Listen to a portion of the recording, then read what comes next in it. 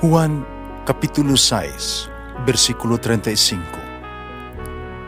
Si Jesus miingon kanila, "Ako mao ang pan nga naghatag sa kinabuhi. Ang muari kanako dili nagayod gutomon, ug ang mutuo kanako dili nagayod uhawon." Ang mga puno Pan sa kinabuhi. maglikon unta sa mong pagtuo ug gagaka kami sa pagtuman sa imong mahal nga kasuguan. Ang Ginoo manaakan ninyo. Santos Ebanghelyo sumala ni San Juan. Si Jesus miingon siya mga tinunan, "Kini maong akong sugo. Nahigugma ay kamo, ingon ako nahigugma kaninyo." Ang labing dakong gugma ay kahatag sa katao ngadto siyang higala, mao pagpakamatay alang kaniya. Kamo akong mga higala, kabuhaton ninyo ang gisugo ko kaninyo. Di ko na kamutagon o mga sulugoon. Kaya ang sulugoon, di naman may balo sa gibuhat sa iyang agalon. Hinunua, tagong kamo nga akong mga higala. Higultihan ko man kamo sa tanan nga nalungog ko sa akong amahan. Dili kamo mao'y nagpili kanako. Ako ang nagpili kaninyo. Kipili ko kamo, haruman lakaw, umamungag dagha mga bunga na mulungtad.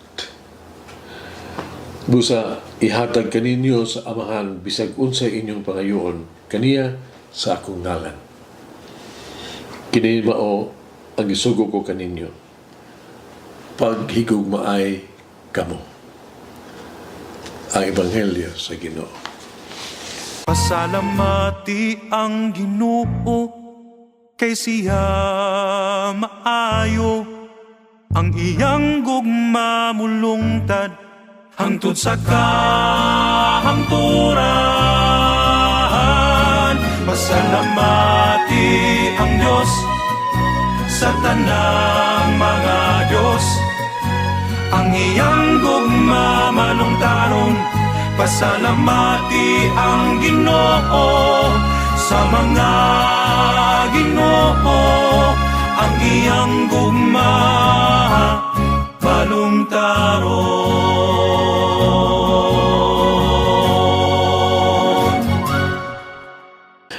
Daghang ka bang mga higala? Dali ka ba mudawat o mga friends request na pa sa Facebook? Dali na ba ka sa di mo mga tangtangon o unfriend ang imo mga higala? Kunuhay. Ang Ebanghelyo karon naghisgot bahin sa paghigalaay. Si Jesus miingon, "Kamo akong mga higala." Ganahan ko nga aning praise ba?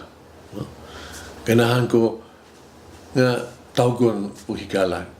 Kanunin akong basahon kiniisip usa ka butang nga personal kaayo do gitumong diha kanako.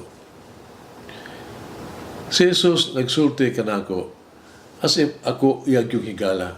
Siya nagkaila kanako ug siya naglakip kanako sa iyang mga higala. Ang panghigala ay adunay usa ka bug-os nga bag-ong kahulugan sa labi pa nga tungod kay ako sa mga kapare. Saan lang sa ko ang ordinasyon? Ang panghigala ay gisiliyuhan. Nitong alawa si Jesus miingon, "Ikaw akong higala." Ang gasa sa pagkapare, priesthood, may abot uban sa gasa sa pag-friendship, pagkahigala ay. Samtang ang pagkapare, sa akong priesthood ba, gitugyan kanako ang tahas sa pagserbisyo sa ngalan sa persona ni Kristo. Ang panahigala ay mipasalig kanako sa iyang pagpabilin nga presensya uban kanako. Isip usa ka higala. Si Jesus misulti kanako Ako uban kanimo sa kanunay, isip usa ka pare. Si Jesus nagsulti kanako nga iya kong gipili. Aron uban kaniya ug ipadala og misyon. Kitugutan niya ako sa pagsulti diha sa pulong, sa iyang pulong diha sa misa, kini akong lawas, kini akong dugo. Kiyatagan ko niya katakos sa pagsulti sa mga pulong sa pagpasaylo. Ipasaylo ka na kamo sa inyong mga sala sa ngalan sa Amahan, sa Anak, sa Espiritu Santo. Nakapadasig kaayo ang pagkaamgo nga si Jesus nakaila ka nako eh. Nakaila siya nako sa personal. Kani nga panaghigala ay nagpasabot nga dapat uusab siya mailhan sa personal kayon. Kining personal nga kahibalo, mahimong moabot, umutubo pinaagi sa pag-ampo sa sagrada kasulatan, pagpabrandong sa pulong sa Diyos, sa mga sakramento, pinagi sa daghang kay mga pagtulunan sa simbahan. Sa espesyal nga paagi, ang panahigala ay mutubo, pinagi usad sa ato pagserbisyo ni atong mga nanginhanglan, lay pa ang mga kabus. Malulugi kini. Pagkabulahan sa usa ka tawo, magakaplag og tinuod gyud nga higala. Ug si Jesus mao siguradong higala. Higalaon nato si Jesus kanunay. Magampo kita. Salamat ako kanimo, Ginoo. Nga bisan pa sa ako ang mga kasalanan o gitawag to ka iyan friend ti ka. No? Isalikoy ti ka. Pero nagpabiling niya po ikaw nga akong higala. Salamat, Ginoo. Pamamay salamat sa iyong pagmahal ka na mo. May pagkanako. Ako, kami nga dili ang nga tawgo nga higala sa imong anak tungod sa imong kasalanan. Iyan po yung taon kami. Mulangin ng Diyos magagahong sa tanan, Amahan, Anak, ng Espiritu Santo.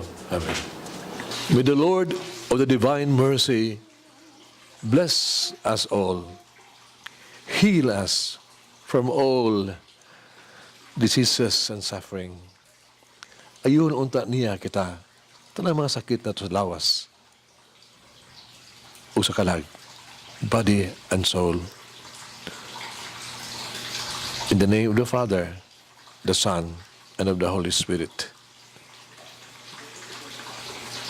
Jesus, I trust in you. Amen.